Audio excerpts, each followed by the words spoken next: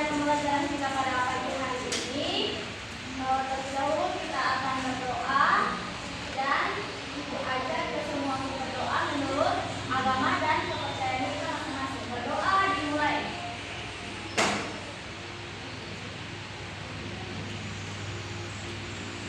Berdoa selesai. Apa kabarnya hari ini? Baik atau ada yang kurang baik? Baik. Yes. Siapa yang tidak hadir? Masuk. Karena dia yang tidak hadir. Kenapa?